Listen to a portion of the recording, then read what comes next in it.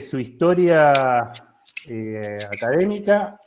Y nada, si el que quiere, después hacemos como siempre preguntas, aprovechen a preguntarle todo lo que les parezca interesante, sobre todo al que le gusta ese ámbito.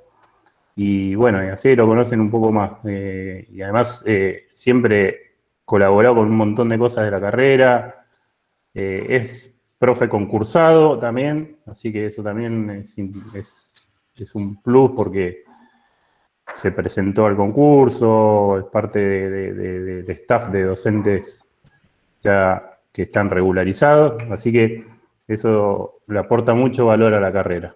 Y bueno, ojalá más adelante también se pueda sumar en algunas otras instancias. Por ahora con su trabajo no puede estar más que una determinada cantidad de horas en la universidad, ¿no? Porque hay ahí cuando se trabaja en determinados ámbitos en organismos nacionales, es como que se combinan las horas y hay algunos estatutos y algunas cosas que establecen un máximo de horas, pero nos encantaría que esté mucho más tiempo y ojalá a futuro se pueda dar.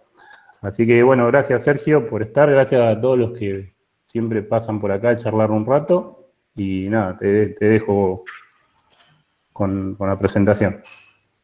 Bueno, gracias por invitarme, Fernando, y a todos por acudir a la cita. Voy a poner a compartir la pantalla. A ver, ahí está.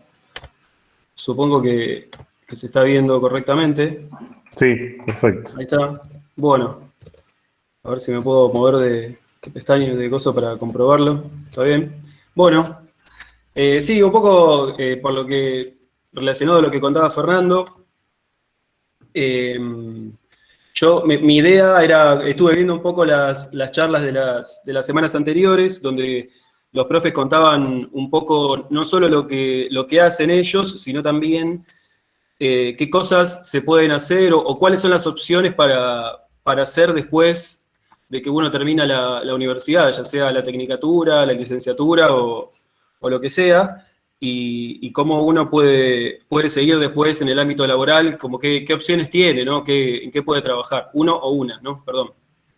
Entonces, bueno, yo como vi que que las charlas que pasaron antes tenían que ver más con la parte técnica o de desarrollo y demás, yo les voy a contar un poco parte de mi trabajo, al final, ¿no? Parte de mi trabajo, algunas aplicaciones de lo que nosotros hacemos, pero al principio me interesaba más contarles un poco qué significa, digamos, la carrera de investigador o en qué lugar, cómo es la dinámica de la carrera de investigador, cómo es la cronología, digamos, qué es lo que uno hace, los tiempos más o menos, y en qué lugares se puede hacer investigación en Argentina, que son un montón, y entre esos, cuáles están relacionados con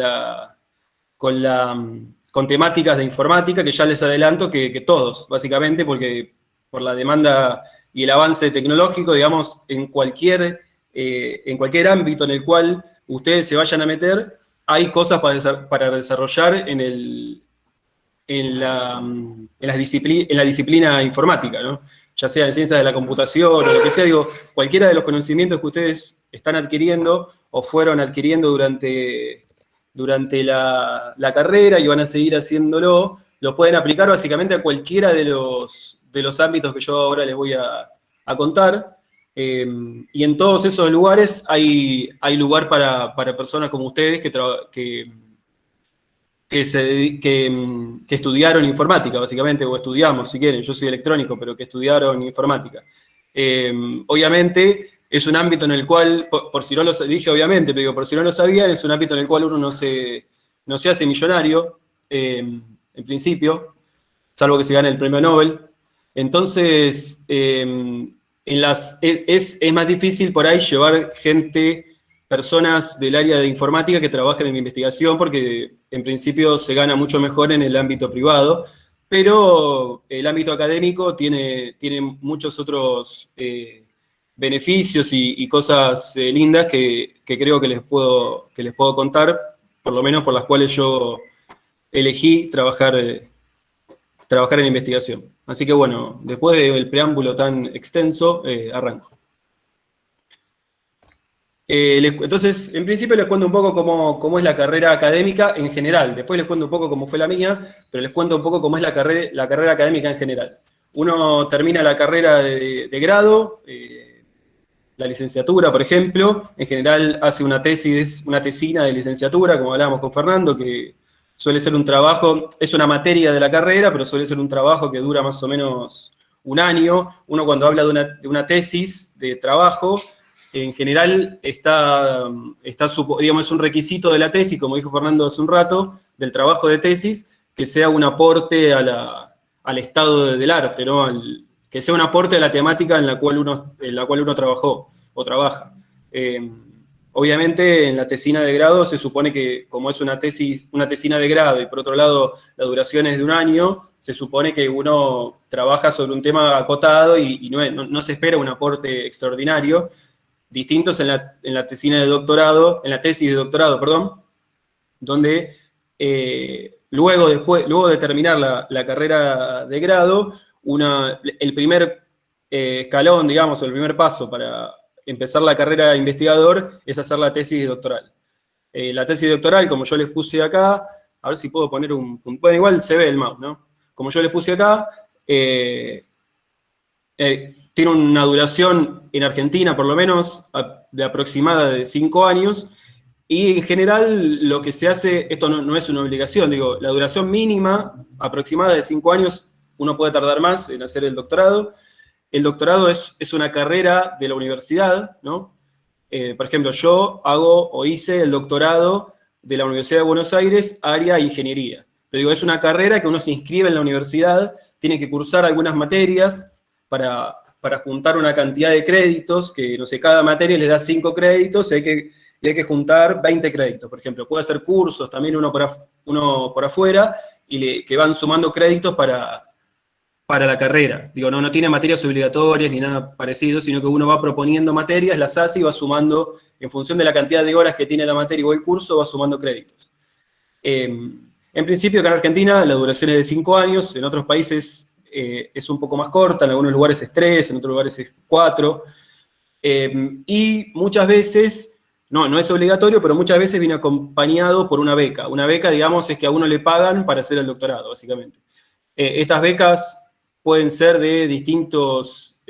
pueden venir de distintas instituciones. En general, uno lo que hace es presentarse como persona con el proyecto que quería hacer de doctorado, obviamente con toda una institución atrás, ¿no? Y un director de doctorado y demás, una persona que lo va a dirigir a uno, igual que en la tesis, que en la tesina de grado, pero se presenta una beca y, bueno, la beca sale o no, y ahí empieza a trabajar. Le digo que no es obligatorio porque uno puede hacer el doctorado sin ninguna beca, digo, no es como la carrera de grado. Uno puede meterse a hacer el doctorado y trabajar de otra cosa. Es un poco difícil porque el doctorado son 5 años en los cuales uno está dedicado a hacer una cosa bastante tiempo, ¿no? Se supone que uno termina la carrera de doctorado y debería ser como una especie de especialista en el tema que uno trabajó, de alguna manera, ¿no? Y obviamente exige que hacer cierto aporte a la comunidad científica en general, mundial, digamos, en ese tema en el cual uno trabaja. Ese cierto aporte no quiere decir que tiene que ser algo extraordinario, sino que tiene que ser algo que mueva un poco la barrera del conocimiento hasta el momento previo al doctorado, ¿no? Digo, cuando uno dice un avance, no es que tiene que ser una cosa, no tiene que ser, no sé, el efecto fotoeléctrico que encontró Einstein, sino que tiene que ser algo que mueva un poquito la barrera del conocimiento. En general la ciencia avanza de a pasos bastante chicos, ¿no? Salvo casos donde se dan saltos enormes, que después redundan en saltos tecnológicos gigantes. En general uno lo que hace es ir avanzando de a poco. Así que, bueno, el primer paso es la tesis doctoral, donde uno más o menos trabaja 5 años, como les dije. El paso siguiente, en general, es un tiempo de postdoctorado. O sea, generalmente son 2 años que vienen después de recibirse del doctorado. También hay becas para hacer el postdoctorado. Estas becas, por ejemplo, pueden venir de una institución como CONICET, ¿no? Uno puede trabajar en el INTA o en el INTI y cobrar una beca que es de CONICET, ¿no? Es como, uno trabaja en CONICET, tiene una beca de CONICET, pero tiene como lugar de trabajo, no sé, una universidad, como puede ser la de Burlingame, un instituto, como puede ser el INTA, el INTI. Bueno, ahora les voy a contar distintos lugares donde uno puede trabajar. De la misma manera que hay becas para doctorado, hay becas para postdoctorado, que suelen ser 2 años, en los cuales se pueden hacer distintas cosas. Por ahí lo más común es un poco cerrar el trabajo del doctorado. El trabajo del doctorado se cierra en el doctorado, ¿no? Pero por ahí, en general, los trabajos de investigación terminan en una publicación científica en una revista, ¿no? En un paper, básicamente. Hay millones de tipos distintos de revistas, pero en general uno como que hace el trabajo durante el doctorado y después en parte del postdoctorado se dedica como a cerrar eso mejor y publicar por ahí lo que hizo en el doctorado, y eso es una opción, y por ahí seguir profundizando en el tema. Otra opción es arrancar un tema completamente nuevo en el postdoctorado, que de hecho es algo muy valorado. Uno también, de nuevo, se presenta a una beca postdoctoral como persona, digamos, yo me presento a pedir yo a la beca postdoctoral con un director y un proyecto, pero las becas, hago hincapié en eso porque las becas están otorgadas a la persona. Por ejemplo, cuando uno se presenta a una beca doctoral, como no tiene muchos antecedentes o directamente no debería, en la mayoría de los casos, tener antecedentes en investigación, entonces, básicamente lo más importante ahí es el promedio que uno tiene en la carrera, ¿no? Digamos, lo que más pesa para ver si te dan la beca o no, independientemente de que, bueno, hay una cantidad de becas y, no sé, hay, qué sé yo, 500 becas por año, y si se presentan 10.000 personas es una cosa, y si se presentan 600 obviamente es otra. Pero digo, fuera de eso, es muy importante el promedio que uno tiene en la carrera, que por lo menos sea mayor al promedio histórico de la carrera. ¿Bien?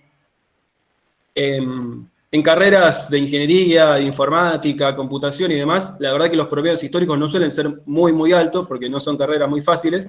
Entonces, digo, los promedios suelen andar entre 7 y pico, los promedios históricos de las carreras. ¿Bien? Así que con estar por encima de eso, uno ya tiene una ventaja para obtener una beca. Bien, después ya en la beca de postdoctorado ya empiezan a importar un poco la parte, ya los antecedentes académicos de investigación, o sea, si uno publicó papers o no, si uno, no sé, dio charlas en congresos, si es docente, y otras cosas empiezan a pesar más. Otra cosa que es muy común es hacer un postdoctorado, o buscarse algún lugar en el exterior para hacer el postdoctorado. Que de hecho me parece que está muy bueno, irse por ahí un par de años a otro lugar, a otro país. Hay un montón de oferta para hacer postdoctorados en cualquier lado, digamos, no sé, Estados Unidos, en Alemania, donde quieran. En general, los científicos argentinos somos muy valorados en el resto del mundo, por ahí en contraposición a lo que cualquiera puede pensar, porque siempre solemos tirarnos muy abajo.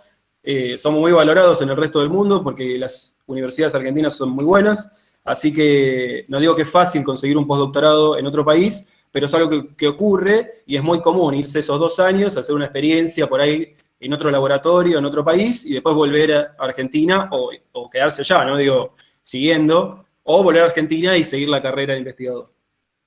Entonces, una vez que uno termina el postdoctorado, que suelen ser 2 años, si hace uno, puede hacer varios postdoctorados, pueden ser 2, y en lugar de 2 años son 4. En otros países es muy común hacer muchos postdoctorados, como en Estados Unidos o en algunos países de Europa, es muy común hacer como muchos postdoctorados en distintos laboratorios. Lo que pasa es que uno como que va teniendo siempre una beca de 2 años y la estabilidad laboral no es lo más fuerte, digamos, porque cada 2 años se tiene que presentar otra beca, porque si no se queda sin sueldo, básicamente. Pero es muy común en cualquier otro lugar del mundo, no acá en Argentina, pero en otros lugares, hacer muchos postdoctorados, o varios, 2 o 3. Bueno, cuando termina el postdoctorado, ahí sí ya uno tiene la posibilidad de entrar a la carrera de investigador, ¿no? Ahí hay distintas formas de entrar a la carrera de investigador. Por ahí la más común es entrar a la carrera de investigador de CONICET. De nuevo, uno se presenta con un proyecto y ahí un comité evalúa si se le da la entrada, si te otorgan la entrada a carrera o no. La entrada a carrera de CONICET ya sería como una especie de personal de planta de CONICET, digamos. Ahí ya no tenés que seguir presentándote a becas, ya sos trabajador de CONICET científico. Otras opciones es trabajar en institutos, distintos institutos, como puede ser el INTA, el INTI, no sé, CEGEMAR, hay muchos institutos, ahora les voy a contar las distintas opciones. Otra posibilidad es trabajar como investigador en una universidad, como por ejemplo acá en la Universidad de UNAUR existe el Instituto de Investigación en Informática o el Instituto de Investigación en Biotecnología y así. Bueno, uno puede ser personal de ese instituto. En general, eso viene asociado a un cargo docente, ¿no? Si uno es investigador de la universidad, lo que suele pasar es que además tiene que dar clase en la universidad, ¿no? Es lo más común. Por eso les puse docencia ahí, ¿no? Digo, la docencia es una parte muy importante de la investigación, por lo menos a mi criterio. Por ahí hablan con otras personas, le van a decir que no, porque quita mucho tiempo y uno tiene que estar dedicado a su carrera, pero a mi entender es muy importante hacer docencia desde muchos puntos de vista para devolver un poco a la comunidad y a la universidad todo lo que la universidad gratuita le dio a uno durante toda la vida y la educación gratuita en general.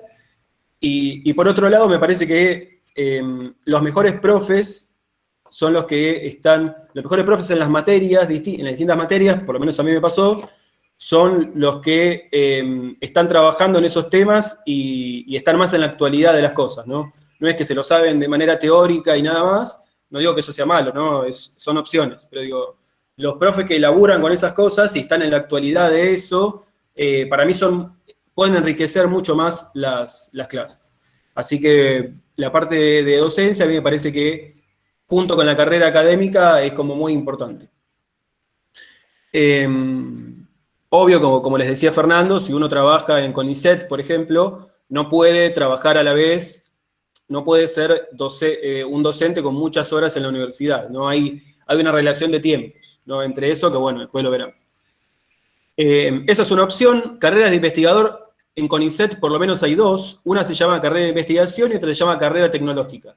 La carrera de investigación apunta más a trabajos de investigación y básicamente a hacer papers.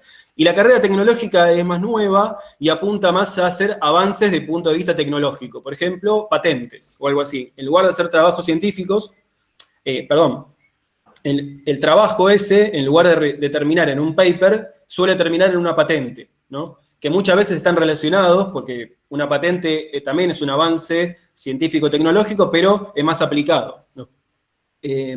Hace unos años se abrió esa carrera tecnológica y ahí hay otro nicho, digamos, para ocupar. Esa es la carrera de investigación. Bueno, si me quieren consultar algo, párenme en el medio, pero no me escriban por el chat y háblenme porque tengo una sola pantalla y no lo veo. Pero frénenme porque si no, después pasan las preguntas y es un garrón. Por otro lado esa es la carrera de investigación, por otro lado está la carrera técnica. La carrera técnica es la carrera de apoyo, ¿no? Por ejemplo, no sé, en informática uno puede ser apoyo como manteniendo el clúster, manteniendo las computadoras de un lugar. No manteniendo, digo, como un técnico que arregla una CPU de una oficina, sino por ahí un apuntado asociado a la parte de investigación, ¿no? Mantenimiento de los equipos, apoyo a los investigadores. Por ejemplo, en el caso de informática puede ser, no sé, la administración de servidores de informática y cosas por el estilo. De ese tipo de carrera hay cargos también en CONICET, en los institutos, en las universidades, en todos esos lugares también está la carrera técnica en la cual uno, en lugar de hacer investigación, lo que hace es, de alguna manera, colabora y apoya a los investigadores. La verdad que la mayoría de la gente que yo conozco que trabaja en apoyo termina pasándose después a la carrera de investigación. Como que les termina gustando más la parte de investigación, porque siempre, si no como apoyo, como que te quedás resolviendo las cosas que te van pidiendo, pero nunca haces lo tuyo, o algo propio, o un avance. Entonces, por ahí, a esa gente como que le da ganas de pasarse a la carrera de investigación.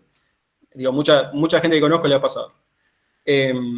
Lo cual no quiere decir que esté mal la carrera técnica, de hecho es súper útil y es muy buscada la gente que trabaja en la carrera técnica, en informática, como bueno, lo que les decía recién, ¿no? Como cada día hay más desarrollo tecnológico en las distintas áreas, siempre se necesita apoyo de gente de informática que labure en las distintas áreas, porque básicamente se resuelven cosas con computadoras en todos los ámbitos, de científicos y técnicos, ¿bien? Entonces, somos los que trabajamos en informática, en investigación, somos como los más buscados, si se quiere. ¿Bien? Bueno, creo que ahí estamos, fue más largo de lo que esperaba. Acá les cuento un poco distintos lugares donde uno puede trabajar en el sistema científico de Argentina. Ahí ven en el esquema que tienen más o menos lo busqué y lo armé porque esto con cada gobierno va cambiando y un instituto se pasa a otro ministerio o algo, pero creo que este es el del día de la fecha. Entonces acá tienen distintos lugares. Por ejemplo, el Ministerio de Ciencia, adentro del Ministerio de Ciencia está el CONICET, está esta que se llama Agencia Nacional de Promoción Científica y Técnica, que básicamente es de donde sale la plata para hacer los proyectos, ¿no? Uno quiere hacer algo, por un lado CONICET le da una beca, pero por otro lado no necesita plata para comprar insumos, para lo que sea. Bueno, esa plata sale de acá, de presentar un proyecto a la Agencia Nacional de Promoción Científica. Dentro de CONICET también está la CONAE, que es la Comisión Nacional de Actividades Espaciales. Después, dentro del Ministerio de Educación, bueno, tienen, como les decía, uno puede trabajar en una universidad haciendo docencia y también haciendo investigación. Entonces, ahí tienen universidades públicas y privadas, están adentro del Ministerio de Educación. En el Ministerio de Energía tienen la CENEA, que es la Comisión Nacional de Energía Atómica, y CEGEMAR, que nunca me acuerdo, que creo que es la Secretaría de Minería, o de Asuntos Mineros, una cosa así, siempre he movido la sigla. Dentro del Ministerio de Salud, uno puede trabajar en hay muchos institutos de investigación que están adentro de los hospitales, sobre todo en Capital Federal. En provincia no pasa tanto. Pero en los hospitales nacionales que están en Capital Federal, un ejemplo es el Hospital Gutiérrez, el Hospital Rofo, bueno, dentro de esos hospitales hay institutos de investigación que están asociados. En el mismo predio están, ¿no? Y hay investigadores trabajando ahí. Y ANLIS es una especie de agencia nacional donde están nucleados todos estos institutos médicos. Después en el Ministerio de Agricultura, Ganadería y Pesca, ahí adentro está el INTA, que es el Instituto Nacional de Tecnología Agropecuaria, el Instituto Nacional de Vinitivicultura, el Instituto Nacional de Pesca y el INASE, que es el Instituto Nacional de Semillas. Dentro del Ministerio de Desarrollo Productivo está el INTI, que es el Instituto Nacional de Tecnología Industrial. Si quieren es el más como directamente asociado a las carreras de ingeniería y demás, obviamente es el INTI, donde uno puede se hacen cosas muy interesantes en el INTI, está muy bueno, y si se quiere es como el lugar más obvio, o junto por ahí con la CONAE y la CENEA, es el lugar más obvio donde uno va después de una carrera como las nuestras, digamos, ¿no? Pero obviamente puede ir a cualquiera de los otros, como yo les voy a contar.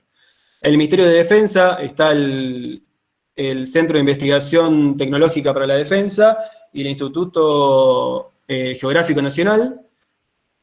Y después hay organismos provinciales de investigación, ¿no?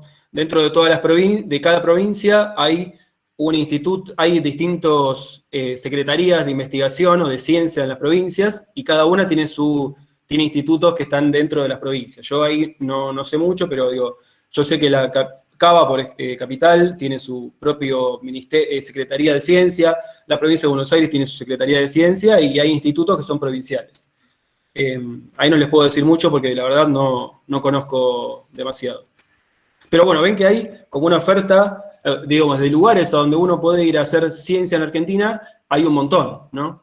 Y las temáticas que hay acá son como, hay de todos los gustos y sabores, como que hay un nicho para cada cosa que uno le guste hacer, y lo importante es que uno se puede presentar a una beca de CONICET para trabajar en cualquiera de estos lados. No quiere decir que se la vayan a dar obligatoriamente, ¿no? Pero digo, cualquiera de estos lugares uno se puede presentar con una beca de CONICET, obviamente antes hablando con la gente del laboratorio donde le interesa trabajar, pero, y les vuelvo a repetir, la parte de informática, lo que tiene es que está asociada a cualquiera de todas estas áreas, hay gente de informática o que proviene de la informática trabajando ahí.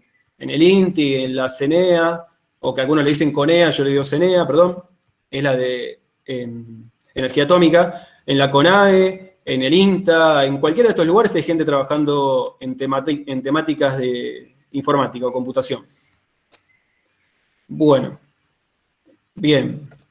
Entonces paso un poco a contarle el lugar a donde yo trabajo, que es el Instituto Nacional de Tecnología Agropecuaria.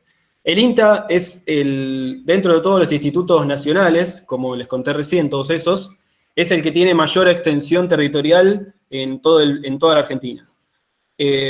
Acá les muestro acá a la derecha, es solo un pedacito falta toda la zona sur, pero no me entraba en el mapa, no me entraba en la página, digo. Cada uno de estos puntitos es un instituto o un lugar, un centro donde trabaja gente de INTA. Ven que básicamente cubre toda la extensión de todo el país, y de hecho, como les decía recién, es el instituto que tiene más presencia territorial en la Argentina.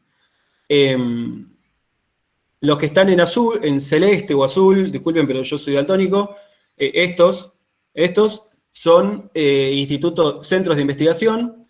Los que están en verde se llaman, no sé qué color es, se llaman centros regionales, y los otros, que son muchos más, se llaman agencias de extensión. Las agencias de extensión son las que están más asociadas a los productores, como básicamente ahí hay gente que hace transferencia o asesoramiento a los productores. Hay ingenieros agrónomos y ese tipo de personas que laburan en ese ámbito donde, no sé, a un productor o en una zona, un año hay una epidemia de alguna enfermedad, de algún bicho de algo, con alguna planta, bueno, y esa gente va y acude a la agencia de extensión a preguntar, bueno, ¿qué hago? ¿Cómo mato a ese bicho que se me come el girasol, básicamente? Y bueno, y ellos hacen el asesoramiento. Después están los centros regionales, que son más que nada lugares de gestión, donde se gestionan un poco las agencias de extensión y demás. Y después están los centros de investigación, que es donde se hace ciencia. De INTA hay varios centros de investigación a lo largo y ancho del país, en distintos lugares. Yo trabajo puntualmente en el Centro Nacional de Investigaciones Agropecuarias, que está en el límite entre Ituzaingó y Hurlingham, por ahí. Está ahí cerca de la universidad. Que es el Centro Nacional de Investigaciones más grande del INTA en todo el país, y de hecho es lugar de referencia para muchas de este punteo de acá de actividades o de distintas áreas de trabajo. Es un punto de referencia científico de toda la Argentina para muchas de estas cosas, digo, no solo para el INTA. No sé, por dar un ejemplo, en el instituto donde yo trabajo, que es el de biotecnología, es el único lugar en el cual se hacen ensayos para saber si una semilla es OGM o no, digamos, si es transgénica o no. Cualquier semilla que viene a la Argentina y la quieren plantar en algún lugar, primero tienen que, o de hecho alimentos también, tienen que pasar por el instituto y se le hace un estudio para ver si esa semilla o ese transgénico, que se habla mucho de transgénicos, yo voy a terminar de charlar de eso hoy, pero es un tema muy interesante, si ese transgénico está aprobado o no para plantarse en Argentina. Bueno, eso se hace donde yo trabajo, por ejemplo, y muchas otras cosas, de varias cosas más. El centro donde trabajamos es como de referencia para la Argentina en general. No sé, otro ejemplo, muchos de los lugares que hicieron durante todo este año estudios de la famosa PCR que dicen en el noticiero, ellos fueron a entrenarse al instituto para poder hacer esos trabajos en otros lugares, ¿no? Y hay muchos ejemplos más. Dentro del Centro Nacional de Investigaciones Agropecuarias, donde trabajamos, hay distintos institutos, cada uno de estos es un edificio separado, son estos que están acá. De biotecnología, genética, virología, microbiología, patobiología, recursos biológicos, suelos, tecnología de alimentos, clima y agua, floricultura, ingeniería rural y bosques cultivados. Cada uno trabaja en temas puntuales que tienen que ver con distintas temáticas, y de nuevo, en todos estos lugares hay gente de informática laburando. Les podría decir que la mayor cantidad estamos en biotecnología, en tecnología de alimentos, en clima y agua, en ingeniería rural, y en los otros hay por ahí menos gente, pero en los principales, donde hay más gente de informática es ahí. En clima y agua se labura muchísimo con imágenes de radares y demás, así que ahí hay mucha gente que labura con procesamiento de imágenes y esas cosas. En biotecnología, ahora les voy a contar puntualmente porque es donde yo trabajo. Dentro del Instituto de Biotecnología donde yo estoy, estas son un poco las áreas de trabajo. Biotecnología agropecuaria, animal y vegetal, básicamente es, digamos, es como la parte central del instituto y es mejoramiento de las especies. Mejoramiento, ¿qué quiere decir? Uno tiene, no sé, una planta de girasol y aparece una enfermedad nueva. O puede ser una vieja que volvió, ¿no? Aparece una enfermedad que está matando a todo el girasol. Bueno, a lo que se dedican o nos dedicamos en el Instituto de Biotecnología es, bueno, buscar alguna metodología para que el girasol no se muera contra esa enfermedad. ¿Bien? Maneras de hacer eso hay un montón. Entre ellas está la parte de transgénesis, que en realidad es la más famosa, pero después en la práctica es la que menos, es la que tiene peor prensa por Greenpeace y demás. Yo no le voy a ir en contra de Greenpeace. Pero también es la que hay menos información en la población y que la verdad, cualquier persona que está en contra de los transgénicos en realidad bien no sabe por qué, ¿no? Así que está bueno meterse y estudiar un poco el tema no digo que sean ni buenos ni malos, ¿no? Pero digo, tienen un montón de cosas para ver y estudiar antes de ponerse en contra o a favor. Pero después, en la realidad, es la manera que menos se usa para mejorar las plantas o los animales, al final del día. Pero es la que tiene más prensa porque, no sé por qué, la verdad. Porque, bueno, ha acarreado más problemas por ahí a lo largo de la historia. Después se trabaja en biodiversidad. Básicamente, biodiversidad viene a ser como, bueno, dentro de lo que hay en la naturaleza, de una planta o de un bicho o de un animal, bueno, cómo se parecen entre ellos, ¿no? Lo que hablaba yo recién con Hernán y Fernando, con todos, sobre los virus, ¿no? Sobre el COVID. Dentro de todas las distintos COVID que hay dando vueltas, bueno, ¿cuán parecidos son entre ellos? ¿No? Eso mismo, pero para muchas distintas plantas y demás. Se trabaja en genómica, que eso es en lo que yo trabajo, por eso ahora se los voy a contar más en detalle. Bioinformática, que básicamente es el área donde yo trabajo directamente y es hacer cosas de informática asociadas a biología, pero ahora se los voy a contar bien en detalle. Biología molecular de microorganismos, mejoramiento molecular, que tiene que ver con lo que les contaba recién, y inmunología molecular, que básicamente es hacer vacunas. ¿Bien? Vacunas para animales, no para humanos en el INTA. Bueno, entonces les cuento un poco cómo yo llegué hasta ahí, porque yo soy ingeniero electrónico, estudié en la UBA, y uno dice, bueno, ¿cómo termina un ingeniero electrónico trabajando con plantas y todas esas cosas, ¿no? Entonces, bueno, les cuento, porque los caminos de uno profesionales, como que tienen un montón de opciones posibles, les cuento un poco cómo fue la mía, para terminar ahí. Yo estudié ingeniería electrónica en la UBA, trabajé más en la parte de procesamiento de señales, matemática aplicada y cursé muchas materias, vieron que hay materias optativas, bueno, uno elige más o menos por dónde va con esas materias o en qué área se va a meter más. Uno puede hacer una carrera más general, donde hace una materia de cada área y es como un ingeniero o un licenciado medio generalista, o puede elegir, si le interesa algún tema previamente, puede elegir o le va interesando en el camino, ¿no? Puede elegir especializarse en un tema particular o en una temática. Yo estudié la parte de procesamiento de señales, matemática aplicada, y dentro de eso, en bioingeniería. Entonces hice un montón de materias asociadas a esas temáticas. No sé, procesamiento de señales me refiero a, por ahí ustedes hoy lo conocen, de escuchar charlas o de ver cosas, o inclusive de la televisión o en internet, de temáticas que hoy pueden ser lo que se llama data mining o inteligencia artificial y ese tipo de cosas, ¿no? Bueno, procesamiento de señales viene asociado por ese lado. Y después, y matemática aplicada también, ¿no? Está todo lo que sea procesamiento de señales está súper asociado a conceptos matemáticos y aplicación de cosas matemáticas. Ahí es donde yo empecé a laburar más, bueno, y después hice la parte de informática de la carrera de electrónica.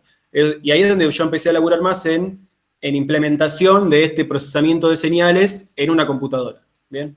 Y ahí empecé a trabajar en programación. Por eso yo no soy, los que ya me tuvieron en la materia como docente, sabrán que yo no soy muy técnico con muchas cosas, sino que mis preguntas o mis intereses son más del punto de vista matemático y aplicado. No, vieron que yo no soy muy como no sé cómo explicarlo, digamos, por ahí no estoy muy encima de la parte de las normas y las buenas prácticas, sino que me interesan más los problemas y la resolución de los problemas, esas cosas. Nada. Bueno, después trabajé en el Instituto de Ingeniería Biomédica, también en la Facultad de Ingeniería, ahí hice mi tesina de grado, lo que hicimos ahí fue el desarrollo de un banco de medición para medir actividad eléctrica celular en células cardíacas y en neuronas en ratas. Hicimos el setup de medición, digamos, ¿no? Con un microscopio y una fibra óptica y qué sé yo, y un sistema para capturar imágenes con una cámara de alta definición. Y después trabajamos en el procesamiento de esas imágenes. Eso hice como mi tesina de grado. Y mientras estaba en la carrera, terminando la carrera en los últimos 2 años, un profe de la facultad, que de hecho fue mi director de tesina, tenía un convenio con el INTA y me llevó a trabajar en INTA. Y ahí empecé primero haciendo apoyo técnico, como les contaba recién, ¿no? Participé en un montón de proyectos de investigación. Básicamente lo que hacía era ayudarle a los biólogos y a los ingenieros agrónomos a poder ejecutar los programas en la computadora, ¿no? Y por otro lado, mantenía, y de hecho lo sigo haciendo, la infraestructura de cómputo de alto desempeño. O sea, hacía básicamente la administración de un clúster de servidores, que lo sigo haciendo hasta el día de hoy. Y en el medio, algo que por ahí, esto sí está muy asociado a las cosas que se ven en la tecnicatura, trabajé con desarrollo de aplicaciones para almacenar y visualizar los datos, que de hecho es un punto central en la bioinformática, y es algo que les quiero hacer énfasis en eso, porque sé que ustedes tienen mucha experiencia, de hecho seguro más que yo, y laburan mucho, ven muchas de esas cosas en la carrera, así que ahí es un lugar en el cual ustedes pueden laburar un montón y que pueden aportar.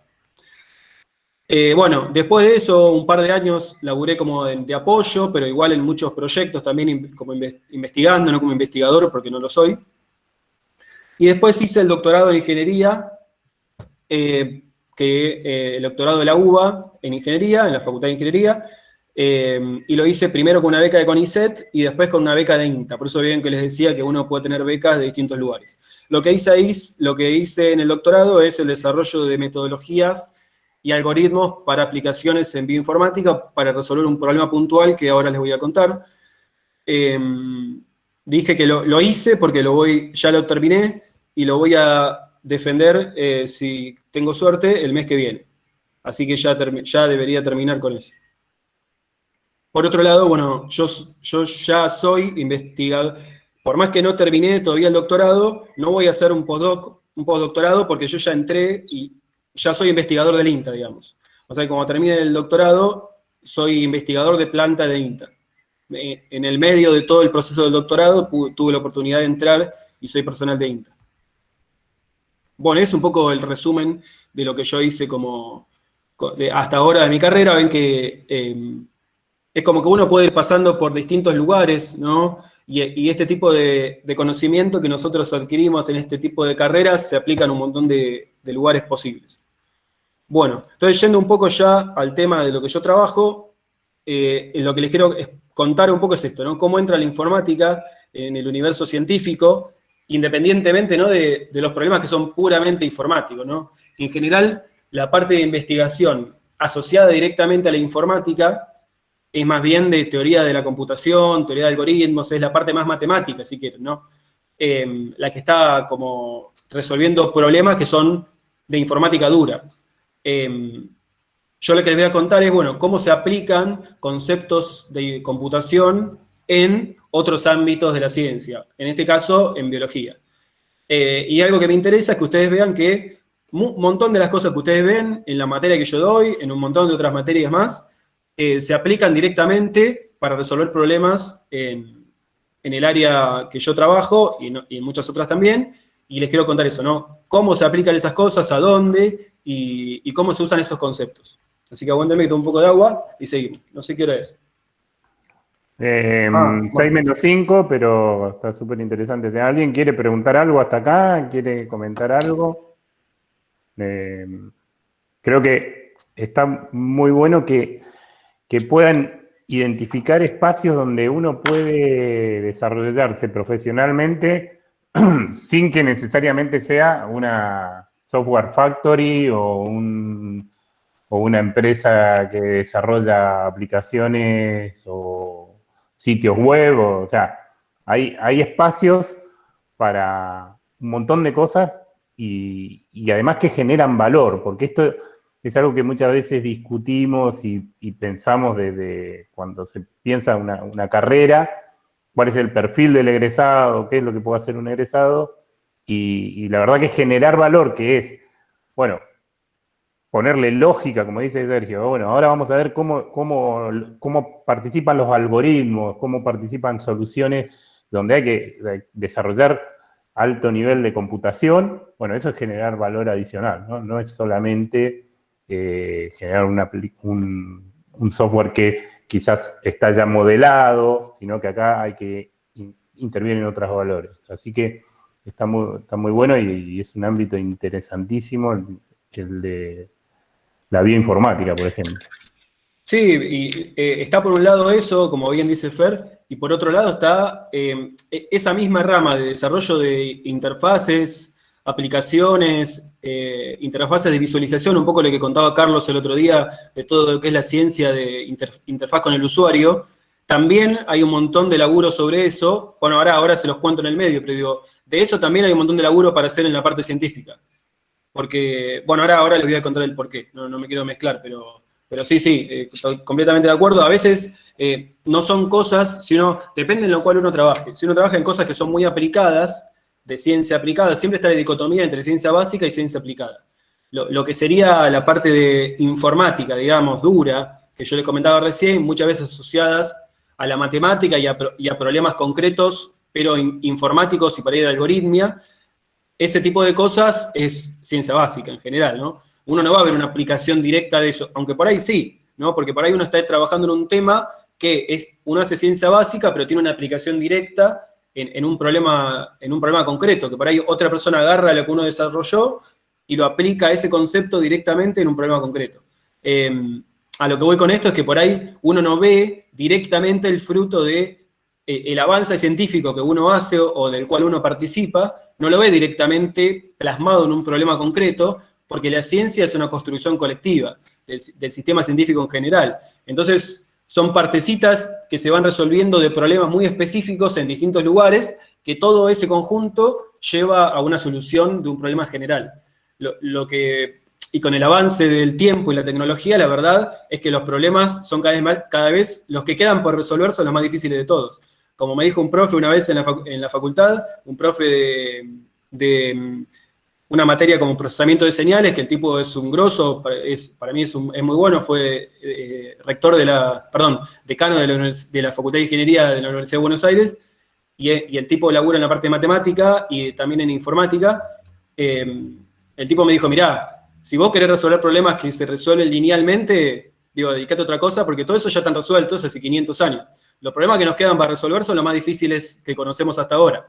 De hecho, yo le voy a hablar un poco de esos. Digo, uno no se tiene tampoco que matar porque no termina de resolver algo o resuelve una mínima partecita de un problema, porque la verdad que los problemas que quedan para resolver, de los que se saben, porque después hay muchos otros que ni siquiera conocemos, son los más complicados, ¿no? Eso es así. No queda nada lineal por resolver, por lo menos que se conozca. Así que bueno, les voy a contar de ese universo de problemas difíciles de resolver, uno o un par de esos. Les cuento un poco qué es la bioinformática. La bioinformática, o que también lo pueden ver como biología computacional, es un campo de trabajo científico interdisciplinario donde se aplican técnicas computacionales y estadísticas a la gestión y análisis de datos biológicos. Me parece lo más importante de ver acá el tema del interdisciplinario, que ahora lo vemos después, y también estas cosas, ¿no? La gestión y el análisis de los datos. O sea, por un lado, analizar esos datos y generar algoritmos y software para analizarlos, pero también gestionarlos, o sea, laburar en visualización, en bases de datos, en desarrollo de esquemas de bases de datos y demás. Eso es un área de trabajo también para la bioinformática. Que de hecho es una de las que más demanda gente que labura en informática ahí. La idea es que se utilizan diferentes herramientas de distintas disciplinas para analizar, modelar y simular el comportamiento, en este caso, de sistemas biológicos. En general, yo les voy a contar cosas que usamos los datos moleculares que provienen de tecnologías de alta procesibilidad. ¿Qué quiere decir eso? Ahora, después les cuento que son datos moleculares, así por encima, para que tengan una idea, y que provienen de tecnologías de alta procesibilidad. Hay muchas tecnologías nuevas, básicamente equipamiento nuevo, que produce una cantidad de datos monstruosa, y eso hizo que la informática sea, o la computación, o las ciencias de la computación, sean como el hub central para resolver los problemas de biología en la ciencia actual. La bioinformática es una disciplina que está en constante crecimiento y siempre hay como problemas nuevos a resolver. La demanda de algoritmos e implementaciones eficientes de esos algoritmos, por un lado el desarrollo matemático del algoritmo, o teórico, si quieren, más de ciencia de la computación, y por otro lado la implementación eficiente de eso, es algo que todos los días hay un problema nuevo para resolver, y hay muchos que ni siquiera están resueltos de la forma más eficiente y en la cual se sigue trabajando. Y está muy atado a que se van desarrollando tecnologías nuevas, y esas tecnologías traen problemas nuevos para resolver. Ahí está. Bueno, algunas de las disciplinas que se meten ahí en eso que digo interdisciplinario de la bioinformática, algunas nomás son estas que están acá. Matemática aplicada, estadística, ciencia de la computación, inteligencia artificial, data mining, biología, química, bioquímica, medicina, genética. Todas estas cosas, estas disciplinas están metidas ahí adentro en bioinformática. Uno puede tener datos para laburar de cualquiera de estos lugares, ¿no? Biología, química, bioquímica, medicina, genética, o de alguna de estas mezcladas. Y aplica conceptos de esto, ¿no? Matemática, estadística, ciencia de la computación, data mining, bueno, ciencia de la computación, matemática, como que estas son todas cosas muy relacionadas, ¿no? Y acá está un poco lo que les decía de la parte interdisciplinaria. ¿Qué quiere decir que sea interdisciplinario? No quiere decir que uno tiene que saber de todo esto. Yo no sé de todo esto. Lo que sí quiere decir eso es que uno labura con gente que sabe de química, con gente que sabe un montón de biología. Por ahí yo me dedico más a la parte de algoritmia o de matemática aplicada y laburo con gente que sabe mucho de estadística, pero lo importante de eso no es saber de todo esto, pero sí está bueno y es muy útil tener, no les digo una idea, pero sí cierto conocimiento de estas cosas. Uno está en constante aprendizaje de muchas otras cosas. Yo hice curso de genética, de biología, por más que yo vengo más del palo, si quieren, de la ciencia de la computación o de la matemática, hice curso de todas estas cosas durante mi doctorado. ¿Por qué? Porque por más que uno no tenga que ser un especialista en genética, uno tiene que poder hablar con alguien que sabe un montón de genética y se tiene que poder comunicar. Entonces, las áreas estas interdisciplinarias tienen mucho de eso, ¿no? Donde uno tiene que ir aprendiendo distintos idiomas y cosas para poder trabajar con gente que labura en otro ámbito y ellos hacen lo mismo con vos, digamos, y ahí es donde se va generando esa relación que termina en algo bueno, en algo copado. De nuevo, no quiere decir que uno tiene que saber todo de todo esto, ¿no? Pero sí tener cierto conocimiento para poder hablar con ellos, entender los problemas y básicamente hacer las cosas bien. Porque si no, es como que uno se piensa que vive en una isla de la informática, resuelve un problema aislado ahí, y resulta que después esa solución no sirve para nada en el mundo de la biología. ¿Y por qué? Porque el problema básicamente era biológico. Entonces uno tiene que saber algo de la biología para poder implementar la solución. Entonces, bueno, esto, ¿no? En general, hoy en día la mayoría de los campos son interdisciplinarios, porque los problemas complejos que yo les comento tienen aristas, tienen patas en distintas disciplinas, siempre. Nunca van a encontrar, es difícil que encuentren un problema como muy específico de una disciplina sola. Ya les digo, esos problemas ya están todos resueltos. Bueno, algunos ejemplos de cosas o de algoritmos o problemas a resolver en bioinformática son estos de acá. Alineamiento de secuencias, predicción de genes, ensamblado de genomas. El modelado de estructuras de proteínas es un área gigante, yo no sé nada de esta área, pero es una parte enorme de la bioinformática. Mucha gente en exactas, por ejemplo, labura en esto puntualmente. Modelos de evolución, medición de expresión de genes y redes de interacción. Acá se labura mucho con estructuras de datos. Y después un área enorme, como les comentaba recién, es desarrollar cosas para almacenamiento y organizar todos esos datos, que es una cantidad monstruosa de datos, y el desarrollo, por ejemplo, de esquemas de bases de datos eficientes, es un área que está súper en boga en la bioinformática. Bueno, Entonces, ahora sí, yendo a un ejemplo práctico, porque además no queda mucho tiempo, yendo a un ejemplo práctico, les voy a comentar primero lo que sería alineamiento de secuencias, y para hacer eso, y después sí directamente en lo que yo trabajo, o en algo relacionado a lo que yo trabajo.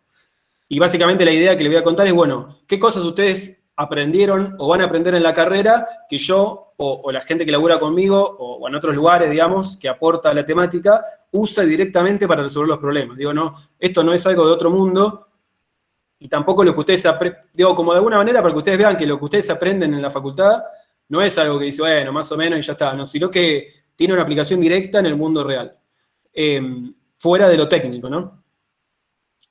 Bien, entonces, para eso hay que entender, como les decía recién, hay que entender un poco del problema y en este caso un poquito de la biología. Yo se lo voy a llevar, voy a reducir un montón el problema para llevarlo a lo más informático que yo pueda, pero bueno, si se acuerdan del secundario, esta es la célula, una célula, adentro de la célula, particularmente en el núcleo, está el ADN. El ADN es básicamente donde se guarda toda la información genética para que existan los seres vivos, ¿no? Digo, toda la información necesaria para producir todas las enzimas, proteínas, y para que básicamente funcione un organismo, está metida ahí adentro. Está codificada de una forma en el ADN que está metido dentro del núcleo. La biología molecular está asociada justamente a estudiar esas cosas, ¿no? A estudiar, bueno, ¿cómo es el ADN? ¿Cómo interacciona ese ADN con todo lo que está fuera de la célula? Obviamente acá es un campo de investigación gigante y es una disciplina bien observacional, ¿no? Es decir, bueno, yo voy a mirar ahí qué está pasando en la célula y lo trato de explicar de alguna manera, en algún proceso bien puntual, ¿no? Y después teniendo en cuenta que eso está pasando adentro de un sistema hipercomplejo que es esta célula, ¿no? Que es una cosa ínfimamente pequeña, pero acá adentro, si uno lo mira en cámara, en tiempo real, acá adentro es un quilombo, es una locura, cómo se está moviendo todo acá adentro y cómo todas las cosas se están resolviendo a la vez, es impresionante. Si pueden buscar un video que simule eso, van a ver que es una cosa de locos. Bien, entonces, lo que nosotros laburamos básicamente es en el ADN, que es lo que está acá adentro. Desde el punto de vista informático, ¿qué es el ADN? El ADN es una palabra larga que, como les decía recién, tiene toda la información esta, pero básicamente es una palabra. Depende del genoma, depende de la especie que yo tenga, esa palabra va a ser más larga o más corta. Otra cosa importante de esa palabra, que es una palabra que está formada solo por 4 letras. A, T, G y C. Si se acuerdan del secundario, es lo del ADN, ¿bien? Pero desde el punto de vista informático, así duro, es eso, es una palabra larga, que tiene combinaciones distintas de estas 4 letras. ¿Bien? Obviamente, como contiene una cantidad impresionante de información, no es que es al azar como está ordenado, sino que hay patrones que son bien identificables, ¿no? Digo, para guardar toda esa información, no es que uno agarra ATCG y las tira así nomás y se acomoda, ¿no? Sino que contiene un montón de información eso de una manera que se puede identificar. Y eso es lo que nosotros llamamos secuencia de ADN, a la palabra esa larga. Y es el insumo, o el problema, es lo central en el trabajo que nosotros hacemos. Para que tengan ejemplo de los tamaños que estoy hablando, acá les muestro, esto de acá es un gráfico de los tamaños de genomas en función de distintas especies o distintos géneros. Acá abajo está el tamaño, es una escala logarítmica, esto de acá son 1 millón, perdón, no, esto de acá son 1000 millones de letras, o sea, 1 giga sería este 1000, esto de acá son 10 giga, 100 giga, y esto de acá son 100 mega, ¿bien? Para que tengan una idea. El humano, el genoma humano, anda por acá, más o menos en 3 giga, o sea, 3000 millones de letras tiene la palabra. Las bacterias y los virus son los más chiquitos, andan por acá, más o menos en 3 millones, acuérdense que esta es una escala logarítmica, ¿no? En 3 millones, los virus, como el COVID, andan menos, no sé, en 100.000 letras. Qué sé yo, no sé, las plantas son cosas súper, por más que uno diga, parece una boludez, pero las plantas son cosas súper complicadas. Ven que hay genomas de plantas que son 1000 o 1 millón de veces más grande que el genoma nuestro, no sé, 100 giga, por ejemplo, como acá, hay plantas de genoma enorme. algas, hay de todo. Digo, el tamaño del genoma no tiene que ver con cuán complejo es la especie, ¿no? Nosotros nos creemos que somos súper complejos y tenemos un genoma de 3 gigas. Y una planta por ahí tiene un genoma de 100. Así que no está asociado directamente a cuán complejo o compleja es la vida de ese bicho o de esa cosa. Pero para que tengan una idea del tamaño del problema, ¿bien? Más o menos 3 gigas, 100 gigas de cantidad de letras tiene esa palabra. Esta parte la voy a pasar rápido porque quiero llegar a lo último y ya no queda mucho tiempo. Uno de los primeros problemas que se resolvió en bioinformática es el alineamiento de secuencias, los algoritmos de alineamiento. En la década del 50, más o menos, estos números los puse a propósito, ahora les voy a decir por qué. En la década del 50 se lee la primera secuencia de proteínas, o sea, con un equipo, un aparato, se pudo leer una secuencia y saber cómo es el orden de las letras, ¿bien? Y armar la palabra. En la década, eso para una proteína, digamos, una cosa. En la década del 70 empieza esa lectura, pero de pedacitos del ADN. O sea, empezaron con un equipo a poder leer pedacitos de esa palabra y tenerlo en un archivo de texto, básicamente, y saber la secuencia de letras. A, C, T, no sé qué. Y ahí es donde empezaron a decir, bueno, pero pará, si yo encuentro un pedacito del humano y otro pedacito del ratón, ¿cómo sé si se parecen o no se parecen un pedacito con el otro? Bueno, y es donde empezaron los primeros algoritmos para comparar una secuencia con otra. Y si miran, para los que conocen un poco de historia de la informática, que seguro habrán visto en la materia de esta estructura del computador, o que nunca me acuerdo, siempre me confundo el nombre. No, organización de computadoras. Organización de computadoras, perdón. En la década, los números se condicen casi perfectamente con el desarrollo de la informática, ¿no? En la década del 50 es donde empezaron las primeras computadoras a válvulas, si quieren, y a partir de los 70 u 80 las primeras computadoras a transistores. ¿Y eso por qué lo digo? Porque el desarrollo de la informática está directamente ligado con poder resolver estos problemas. Muchos de estos problemas eran teóricos, pero no se podían resolver en la práctica porque no había compu para resolverlo. De hecho, sigue pasando hoy. Ahora se los voy a contar. Así que la bioinformática, o si se quiere, la parte de procesamiento de datos moleculares de biología, es una rama de la ciencia que viene caminando como en paralelo con la computación desde el principio. Pero bueno, el problema acá, ¿cuál es? Yo tengo 2 palabras y quiero saber cómo quedan mejor emparejadas entre sí. Digamos, cómo las tengo que poner para que coincidan la mayor cantidad de letras. Uno dice, ese problema es una gilada, ¿no? Pero no es una gilada. Es el primer problema que se resolvió en bioinformática. Por ejemplo, acá tienen 2 palabras, alineando y alimentando, y lo que yo quiero hacer es saber, bueno, cómo las tengo que acomodar una encima de la otra para que coincidan la mayor cantidad de letras. Obviamente le puedo poner huequitos en el medio y separar, no sé, este pedazo lo mando para allá, este pedazo para allá, y me queda un hueco en el medio. Eso está permitido. ¿Bien? Entonces, la primera forma para hacerlo es, como siempre, el algoritmo de fuerza bruta. Agarramos y probamos todas las posibilidades y listo. Bueno, como siempre, los algoritmos de fuerza bruta son los que peor performan. Ya voy a pasar un poco ahora sí a la parte técnica e informática. Los algoritmos de fuerza bruta son los que andan siempre peor, los que tienen la peor eficiencia. En este caso, por ejemplo, son como mínimo n por m posibilidades, donde n es el tamaño de una palabra y m el tamaño de la otra. Ven que cuanto más grande son las palabras, son más comparaciones. Básicamente esto es cuadrático, ¿no? Para los que hicieron estructura de datos sabrán lo que estoy hablando. Digamos, eso es algo que crece muy rápido y es difícil de resolver así.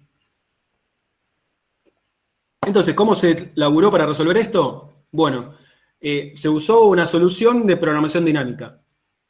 La programación dinámica es un área de la programación, como puede ser la programación lineal, o qué sé yo, programación funcional, o un montón de distintos tipos de estructuras de soluciones, que básicamente se basan en dividir y conquistar. Dividir y conquistar, que significa, agarro el problema que yo quiero, que quiero resolver, en este caso, alinear las 2 palabras, lo separo en problemas más chiquitos, y resuelvo cada uno de esos problemas por separado. Y después tengo que juntar todas esas soluciones chiquititas en una solución general. Eso, para los que ya hicieron estructura de datos, claramente es recursivo, ¿no? Digo, yo que soy muy hinchapelota con la recursividad, ven que se usa para resolver cosas en el mundo real. Todas las soluciones, o muchas soluciones de Divide and Conquer, son recursivas. En este caso, la solución es recursiva. Y esa es la idea, ¿no? Por ejemplo, acá les mostré cómo alinean mejor esas dos palabras, así, metiendo dos huequitos acá. Obviamente es una pavada esto, ¿no? Digo, imaginen que yo estoy hablando de alinear cosas que son 3 gigabases, o sea, 3.000 millones de letras, ¿no? Bien. Bueno, acá tiene un ejemplo de cómo se usan cosas que ustedes ven o vieron en la carrera. Ahora, cuando fue pasando el tiempo, en lugar de tener una secuencia, una palabra comparada con otra, lo que pasó es que como se empezaron a conocer muchas y muchas palabras, porque se secuenció cada vez más, se leían cada vez más pedazos, en vez de tener el problema de alinear una secuencia contra una con otra, empezaron a tener el problema de alinear una contra muchas. ¿Por qué? Porque tenían un montón de secuencias guardadas. Encontraban una nueva y decían, che, pero pará, esta, de toda la bolsa que yo tengo de las que ya conozco, ¿a cuál se parece más? Bueno, ese es un problema que ya es distinto al anterior. Porque una cosa es comparar de a pares y otra cosa es comparar de a pares, pero una contra muchas, ¿no? Primero con una, después con la otra y así. El problema, la solución de fuerza bruta, ¿cuál es? Bueno, agarro esta forma de acá y si la bolsa tiene 10 millones de secuencias, hago esto 10 millones de veces. Bueno, obviamente esa no es la solución más eficiente. Entonces, ¿cómo se resuelve el problema? Ahí es donde empiezan a ver, cosa que en la bioinformática pasa todo el tiempo y en la vida en general, un problema de relación de compromiso entre eficiencia y exactitud. Porque si yo agarro y comparo mi palabra contra todas las de la bolsa, una por una, claramente voy a encontrar la mejor, ¿no? Porque si hago todas las comparaciones posibles, eso es lo más exacto posible. O sea, es muy sensible. Pero lo que ocurre es que no es para nada eficiente. Entonces, básicamente, en ese problema, si yo agarro para las cantidades que trabajamos hoy, si ustedes hacen eso, no termina nunca de acá al fin de la humanidad, no importa la computadora que vayan a usar. Entonces, ¿cómo se resuelve el problema? ¿O qué solución se planteó? Bueno, una solución heurística. Para los que no saben qué es una heurística es una forma de resolver un problema que lo que hace es, mediante una serie de decisiones, achica el universo de comparaciones, ¿no? Achica el universo de búsqueda. Entonces, si ustedes tenían, no sé, 20 millones de secuencias en la bolsa esa grande y querían comparar una contra todas esas, bueno, vamos a aplicar una heurística de manera de achicar esa bolsa de 20 millones y comparar solo con 2.000. Y achicar muchas veces la escala del problema. Eso es una heurística. ¿Y qué me permite la heurística? Me permite que básicamente eso alguna vez termine, ¿no? Porque lo que yo quiero es saber a cuál se parece, digo, mientras yo esté vivo, quiero encontrar la solución, ¿bien? Entonces, bueno, algunas cosas que se usan en ese caso puntual. Independientemente de cuál es la heurística, que ahora se las cuento por encima. Cosas que ustedes ven en la carrera que se usan, bueno, un algoritmo de hashing es lo principal para resolver esa heurística que les voy a contar. Después hay una cosa que es específico, que se llama algoritmo de semilla y extensión, o de seed and extend, que de hecho eso se pensó en la década del 90, esa solución, y es usado hasta ahora, variando este método de hashing, se usa para alinear palabras, se usa en un montón de casos, siempre cambiando la función de hash, porque una que sea más eficiente o no. El programa o el algoritmo que implementó eso por primera vez se llama BLAST, y de hecho si miran una tabla de la cantidad de veces que se citaron trabajos científicos, o sea, que cuántas veces en un trabajo uno al final pone referencias. Bueno, esa referencia es una cita. Si uno mira cuántas veces se citó este trabajo en la historia, está entre los 10 trabajos más citados de toda la historia de la ciencia. Así que imagínense la importancia del desarrollo informático en el mundo científico. ¿Bien? Bueno, básicamente como es el algoritmo muy por encima, esto lo voy a pasar rápido, uno agarra todas las palabras de la bolsa y las parte en pedacitos más chiquitos, ¿no? Todas las palabras que están en la bolsa esa, las parto en pedacitos más chiquitos, ¿no? En palabritas más cortas. Y lo que hago es, en una tabla de hash, guardo esa palabrita corta, a dónde está, en qué posición está de cada secuencia, ¿no? Entonces tengo una tabla de hash gigante. Una tabla de hash, ustedes sabrán que, ¿para qué me sirve principalmente? Para acceder rápidamente a una posición de la tabla. En vez de buscar en la tabla una por una, con una tabla de tipo hash, lo que yo hago es acceder con una eficiencia de tiempo de 1 directamente a encontrar lo que yo quiero buscar en la tabla, en vez de buscar uno por uno. Es mucho mejor inclusive que la búsqueda binaria. Entonces, depende cómo esté implementada, ¿no? Obvio, lo estoy diciendo muy por encima. Entonces, sabemos dónde está cada pedacito de palabra de la bolsa. Y ahora agarramos la palabra que queremos saber, a cuál se parece más de toda la bolsa, la separamos en palabritas del mismo tamaño, y nos fijamos, bueno, esas palabritas, ¿a dónde están en la tabla? Y solo comparamos la palabra que tenemos con unas pocas de la tabla, que son las que comparten palabritas.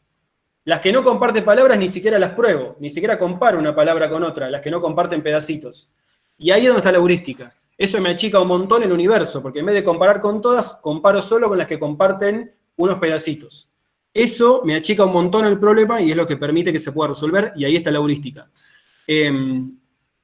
Después hay toda una parte de estadística asociada, ¿no? Porque cuanto más grande la bolsa, cuanto más palabras tiene la bolsa, estadísticamente es más probable que yo encuentre cosas ahí adentro. ¿Bien?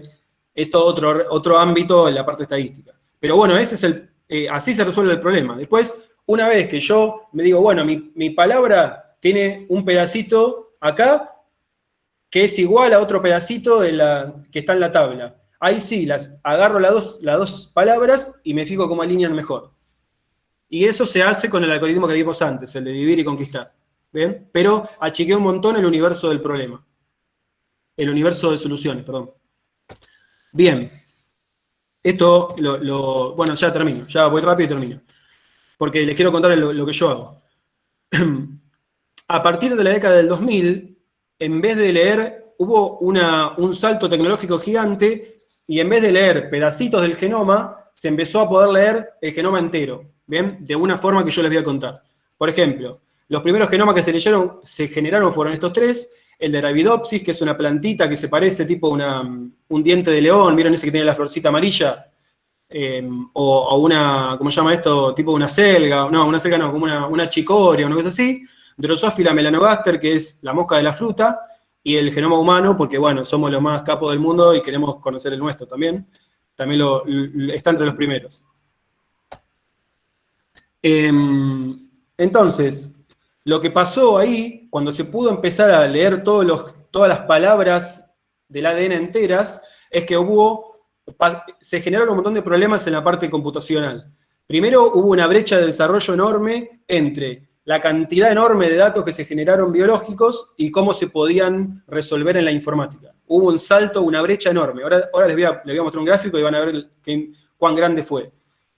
Se generó un problema de almacenamiento gigante, porque había que empezar a generar bases de datos, esquemas de bases de datos que al principio fueron relacionales, específicos para guardar este tipo de cosas, porque no hay máquina que se aguante, ni disco que se aguante guardar todo esto.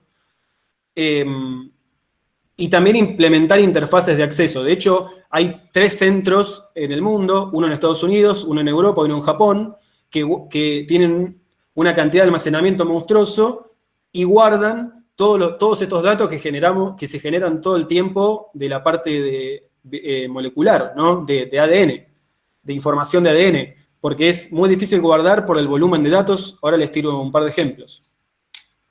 Pero bueno, cuestión que acá se generaron una parva gigante de problemas computacionales para resolver. Bueno, esto lo puedo pasar, pero acá tienen cuántos datos generaban los equipos de secuenciación, los que leen la palabra. Y ven que acá más o menos iban pasando el tiempo y generaban siempre la misma cantidad. El eje Y acá es cantidad de datos que genera un equipo. Y ven que entre el 2004 y el 2006 hubo un salto enorme, porque acá aparecieron unos equipos nuevos y acá es donde se dio ese salto tecnológico. De hecho, esto de acá es una escala. Si ustedes ven acá, esto es 10 a la 2 y esto de acá es 10 a la 54. ¿No? Para ver la diferencia del salto de este punto a este, no es de 1 a 5, sino que es de 10 al cuadrado a 10 a la 54. ¿Bien? Es enorme la cantidad. Esta figura de acá les muestra cuánto el costo de secuenciar el ADN en función del tiempo. Y esta de acá arriba es la ley de Moore. No sé si ustedes la vieron en organización de computadoras, pero la ley de Moore básicamente es una ley informática. Moore era uno de los cofundadores de Intel, y Moore lo que dijo es que cada 2 años, bueno, al principio dijo otra cosa, pero después se corrigió, cada 2 años se duplica la cantidad de transistores que se pueden meter en un chip, en un integrado. Entonces, básicamente lo que hace es que cada 2 años ese integrado va a valer 2 veces menos. El costo informático baja a la mitad cada 2 años. Y esa es la ley de Moore de acá arriba, ¿no? La recta blanca. Y bueno, y si ustedes miran más o menos y van viendo cómo evolucionan los procesadores, van a ver que esto se cumple hasta ahora y por un tiempo más se va a cumplir. Y ven que en el momento donde se hizo ese salto, hasta acá más o menos el costo de secuenciar era parecido a la ley de Moore. Iba bajando a la mitad cada 2 años. Y en el momento que pasó eso, se fue toda la mierda, ¿no? Perdón por la palabra técnica que usé. En ese momento todo se abrió, se generó esa brecha que yo les decía. Ven que esto es exponencial, más o menos, ¿no? Y entonces hubo que, acá donde se arma esa brecha, se genera esa brecha, y hubo que empezar a generar algoritmos que resuelvan este problema, porque con la computadora que había en ese momento no se podía resolver ese problema. ¿Bien? Entonces hubo que meter mucho de la parte computacional y de algoritmia para poder resolver los problemas. Bueno, rápidamente entonces, ahora sí lo que yo trabajo. Básicamente uno tiene la palabra, lo voy a pasar a ver. Vámonos. Uno tiene la palabra larga, que es todo el genoma, y por un problema de cómo es el equipo, ¿no? El instrumento que usamos para leerlo, hay que partirlo en pedacitos chiquititos y leer cada pedacito, ¿no? Es una especie de rompecabezas, ¿sí? Entonces, lo que se hace es agarrar la palabra larga, por ejemplo, 3.000 millones de letras, partirla en pedacitos y leer cada pedacito. ¿Bien? Entonces, es una cosa como esto de acá, ¿no? Acá está la palabra que no sabemos cómo es, pero queremos conocerla. La partimos en un montón de pedazos y después lo que queremos hacer es agarrar esos pedazos y rearmar esa palabra. Ahí está el problema computacional. ¿Cómo yo agarro todos estos pedazos? Una especie de rompecabezas. ¿Cómo agarro todos estos cachitos y me rearmo esto que no sé cómo es? Digo, la analogía sería armar un rompecabezas del cual además no tengo la tapa. ¿Vieron que en el rompecabezas, en la caja, en la tapa está el dibujo? Bueno, acá es lo mismo, pero sin la tapa. ¿Bien? Entonces, para que tengan una idea de la dimensión del problema, le tiro un número. Un ejemplo, ¿no? Pónganle que la palabra completa son 500 millones de letras y esos pedacitos que leemos son 300, ¿no? ¿Y cuántos pedacitos de 300 leemos? 100 millones. Este es el problema. Agarrar 100 millones de pedacitos de 300 letras y armarse una palabra de 500 millones de letras. Ese es el problema, ¿sí? Y acá está ejemplificado muy artísticamente de esta forma. Acá tiene una pila de diarios, agarran dinamita, los hacen explotar y quedan todos pedacitos. Bueno, el problema computacional está acá. Agarrar estos pedacitos y armarse de nuevo el diario. ¿Bien? Ese es el problema. Y este ejemplo está perfecto porque nosotros no partimos de una sola palabra, sino que arrancamos de muchas palabras iguales.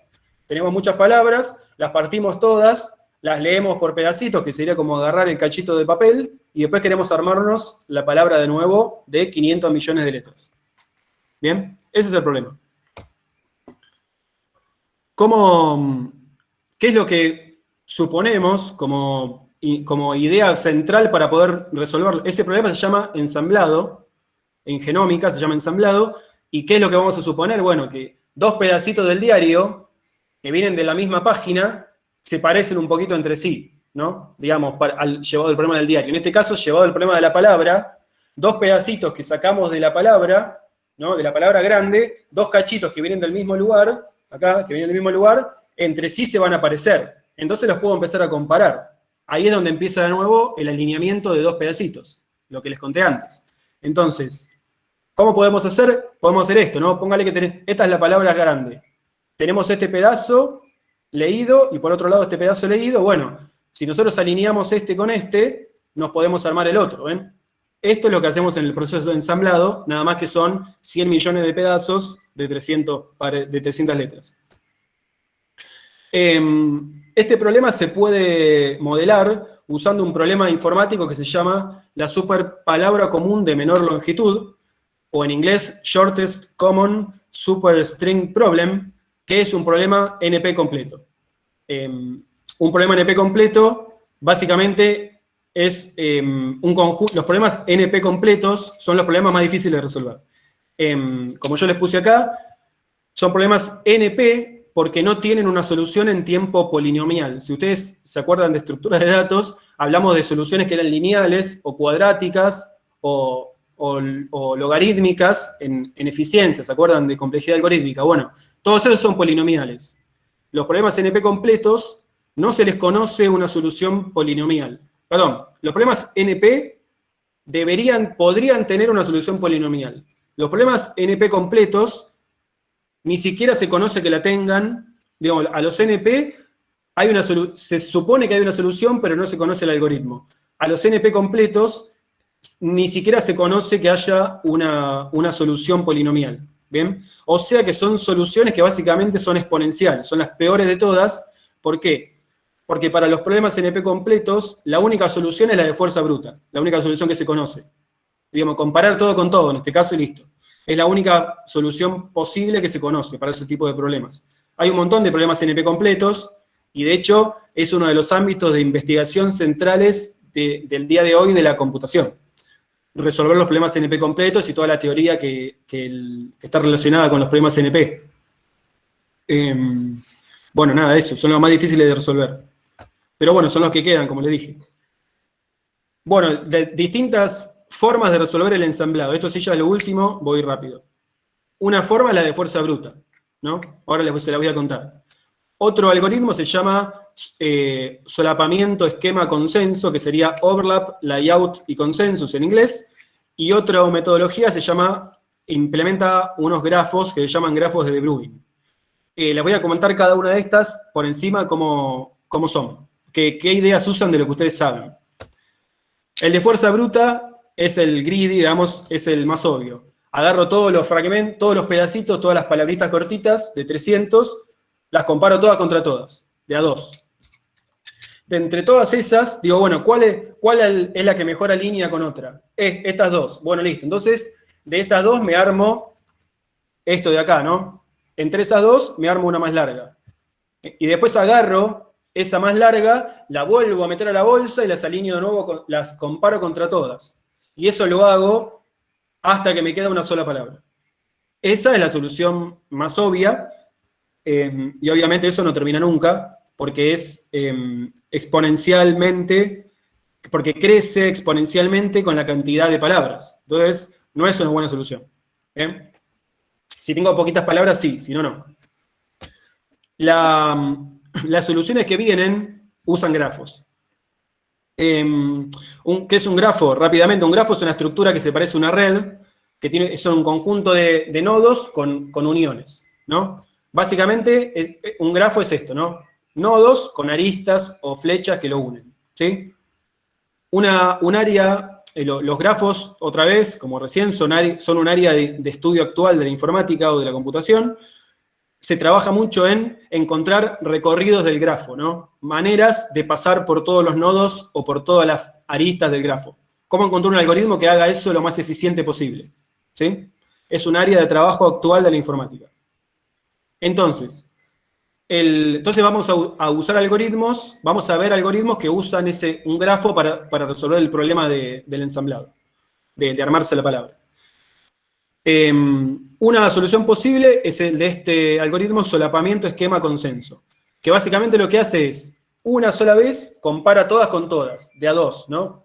Cada palabrita con cada otra la compara de a dos, todas con todas. Igual que antes, pero antes lo decía muchas veces, ahora solo una.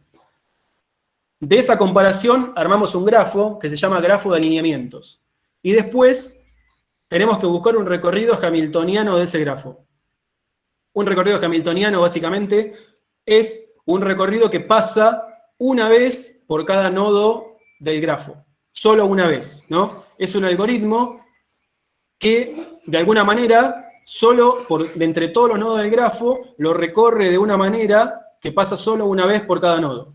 ¿Bien? Bueno, el problema del camino hamiltoniano también es NP completo. Digo, parece una joda, pero es así.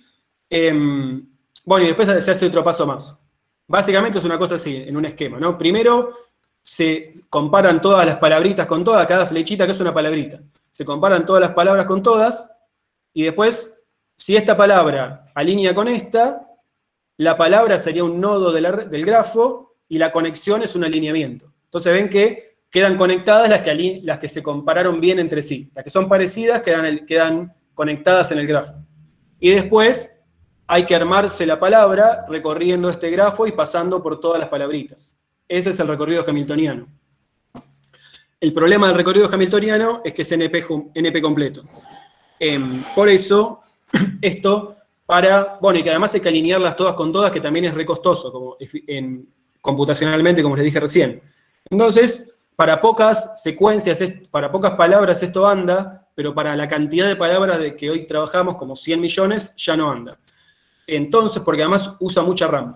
Entonces, se pensó otro tipo de solución que se llama, usando otro tipo de grafo, que se llama grafo de De Bruijn. No me voy a meter en esto, si a alguien le interesa, me pregunta o puede buscar, hay un montón de datos en internet de un grafo de De Bruijn, pero básicamente agarramos todas las palabritas, armamos un grafo de De Bruijn, que es un grafo particular, se limpia un poquito el grafo, qué sé yo, con algún algoritmo, y después buscamos un recorrido euleriano del grafo. Antes era hamiltoniano y era euleriano. ¿Qué es lo importante de esta solución? Que acá primero no se hacen alineamientos. En los otros dos métodos había que comparar todo con todo, y eso yo les dije que era un problema grande. Bueno, en este método no se alinea nada con nada, ¿no?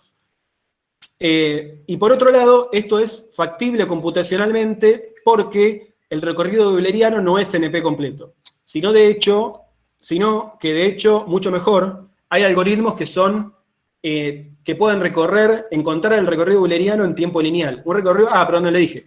Un recorrido euleriano, perdón que vuelva, es un recorrido que en lugar, como el hamiltoniano, ¿no? Pasa una vez por cada nodo, el euleriano pasa una vez por cada flechita, por cada arista.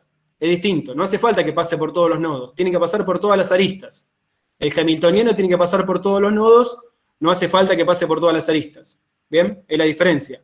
Uno quiere todos los nodos, el otro todas las aristas. De hecho, se llama recorrido euleriano porque está directamente asociado al problema de los puentes de Königsberg que pensó Euler, y que, sin ir más lejos, es el problema que inició la teoría de grafos en la historia de la humanidad, ¿no?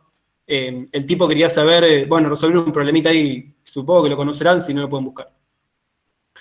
Entonces, ¿qué es lo importante de esto? Que se pensó una solución que ya no es NP completa, sino que se puede resolver, en el mejor caso se resuelve en tiempo lineal, o sea que es O de n, de la cantidad de aristas que tiene el grafo. Obviamente en el mundo real eso no pasa, porque los grafos son más complejos, pero igual este algoritmo es súper eficiente en el uso de memoria y en el tiempo de resolución. ¿Bien? Bueno, y esto es la última. Les cuento un poco los recursos. Yo administro un clúster de servidores que está en el Instituto de Biotecnología en el INTA. Es uno de los más grandes que hay en el país. Ese clúster de servidores, un clúster es un grupo de computadoras, me imagino que todos deben saber. Y les cuento un poco. Nosotros tenemos 9 servidores de cómputo de alto desempeño armados en un clúster que totalizan esta cantidad de RAM, 2 teras de RAM. Tenemos, en total son 2 teras, pero tenemos 2 servers muy grandes, uno que tiene 512 GB de RAM y otro que tiene 1 tera de RAM. En total, qué lío que hice, ahí. En total tenemos casi 270 procesadores y 80 terabytes de disco rígido, magnético, ¿no? Y después algunas cosas, ¿no? que hacemos, ¿no? Como todo lo que nosotros hacemos es software libre, todo lo que yo les conté es software libre, y todo lo que se maneja en ciencia, en bioinformática y en informática en general, es software libre y usamos Linux. Nosotros en particular usamos Debian. Bueno, trabajamos con virtualización por hardware, por ejemplo, para los que ya hicieron concurrente o sistemas operativos. Y trabajamos mucho con paralelización de procesos, ¿no? Digamos, muchas cosas es factible solucionarlas porque podemos paralelizar los procesos en un clúster con muchos procesadores y mucha RAM. Es como una rama muy grande de la disciplina tiene que ver con poder paralelizar los procesos, ya sea los que son fáciles de paralelizar o los que son más complejos, ¿no? Es todo un ámbito también de trabajo. Y bueno, creo que ahí estamos.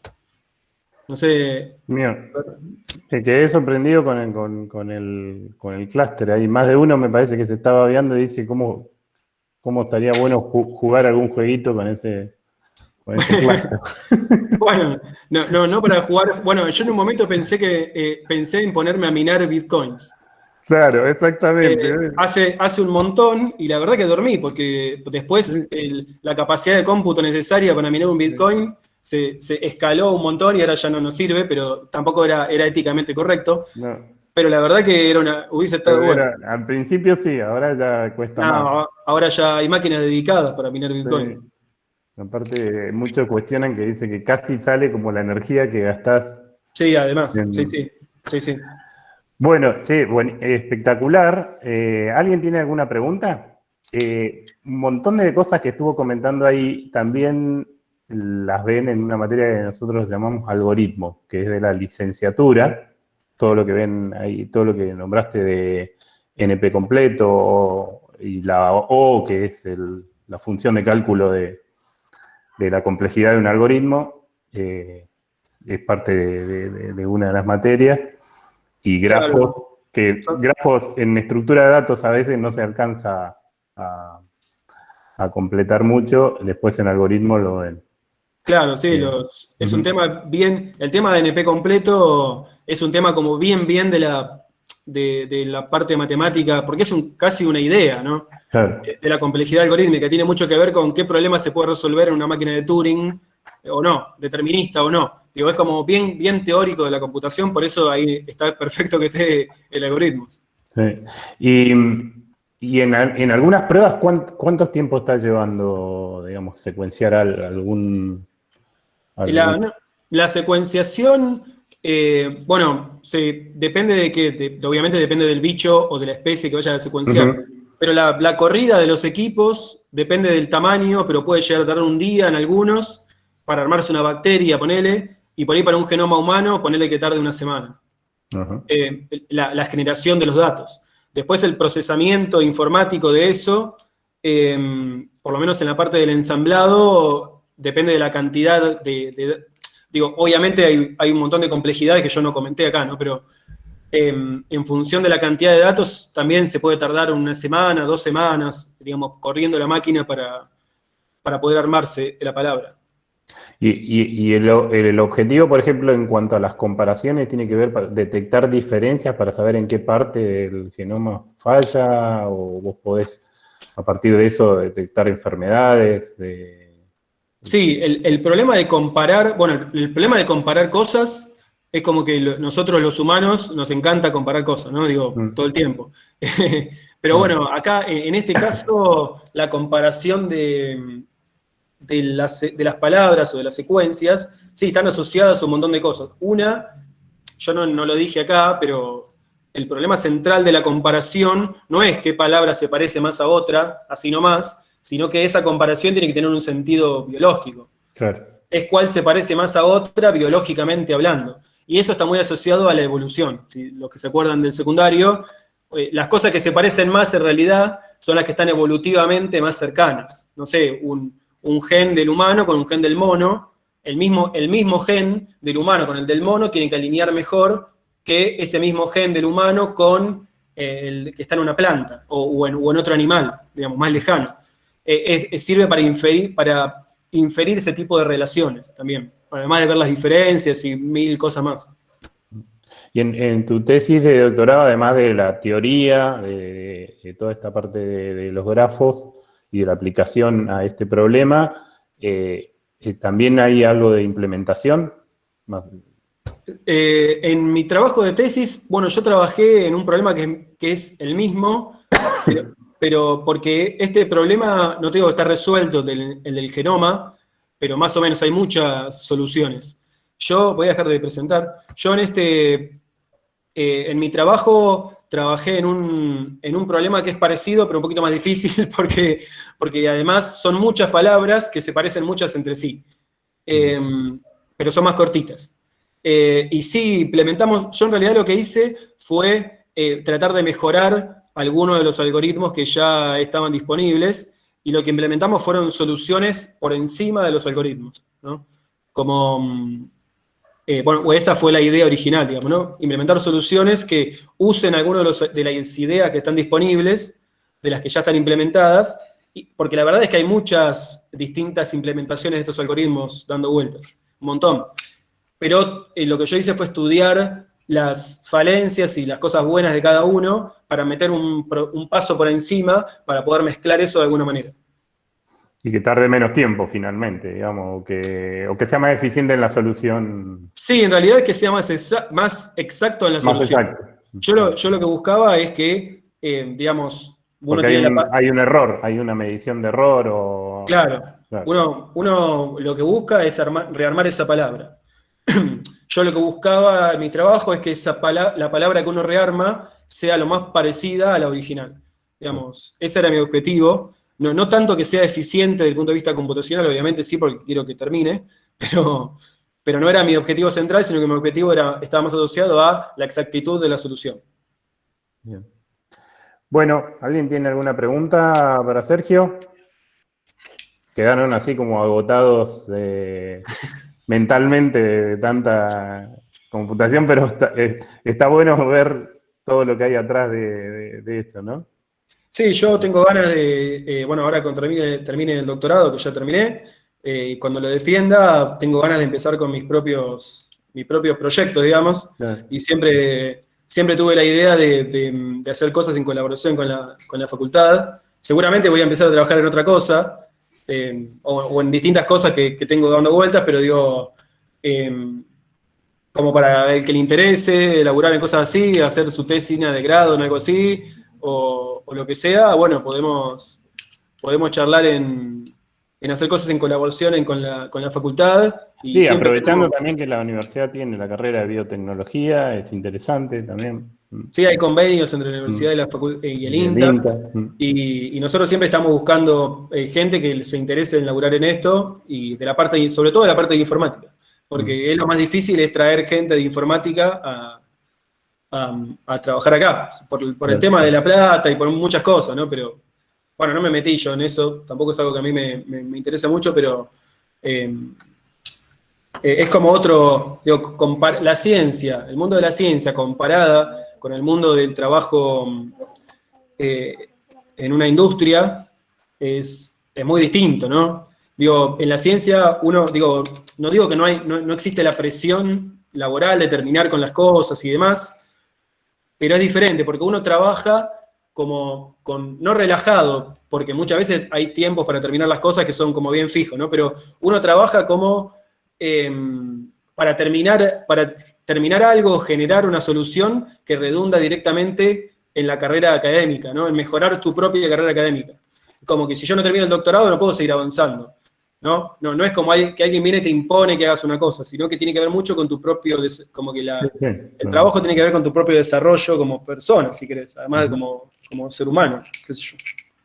Me puse medio reflexivo ahí, filosófico, pero es un poco eso. Es interesante porque también a veces uno cuando busca trabajo, ¿no? De tener el panorama de que hay un ámbito que puede ser más cercano a su personalidad y a cómo puede encarar una forma de trabajar, también es interesante, ¿no? Aunque, como vos decís, bueno, a veces el rédito económico es distinto o es a muy largo plazo porque se suma mucho el tema de la antigüedad, la experiencia y esas cosas tardan en llegar. Claro. Pero bueno, es una carrera, es así, es sí, como ponerse un objetivo y decir, bueno, voy por este camino, es una opción.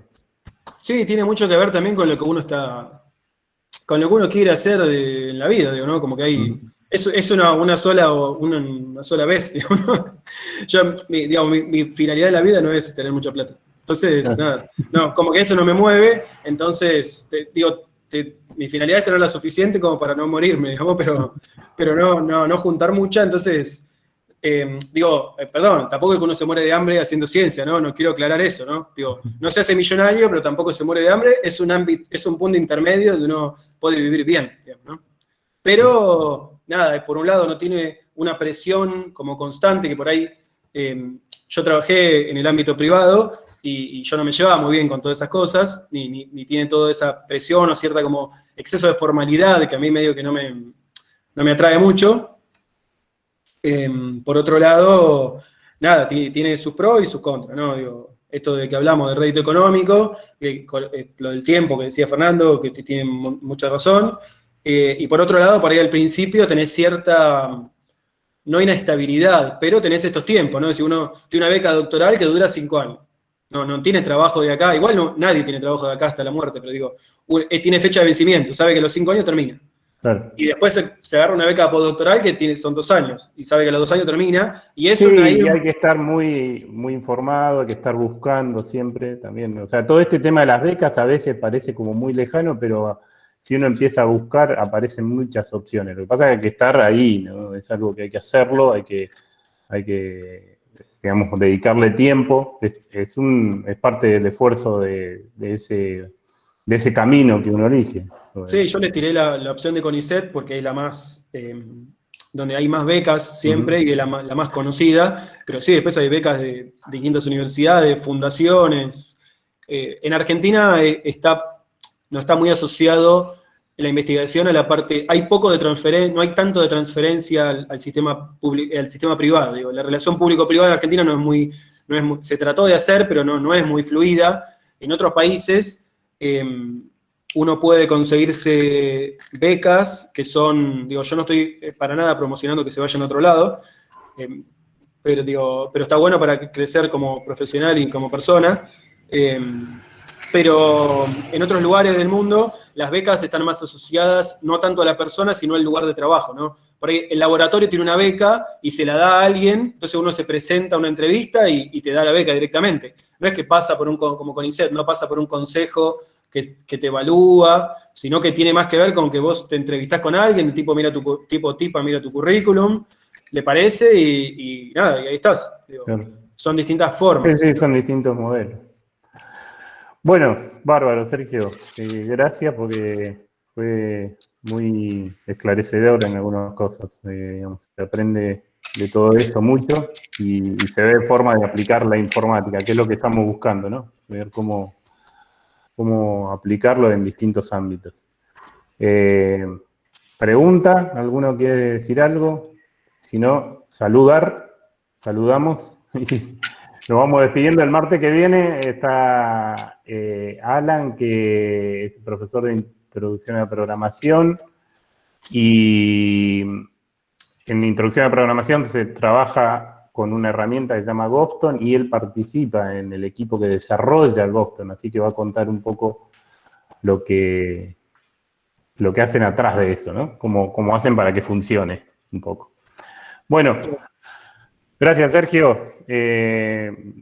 Espero verte pronto y cuídate mucho. Bueno, gracias a todos y a todas que están por ahí, están saludando ahí en el chat. Nos vemos el martes o cuando sea. Un abrazo grande. Chau, chau.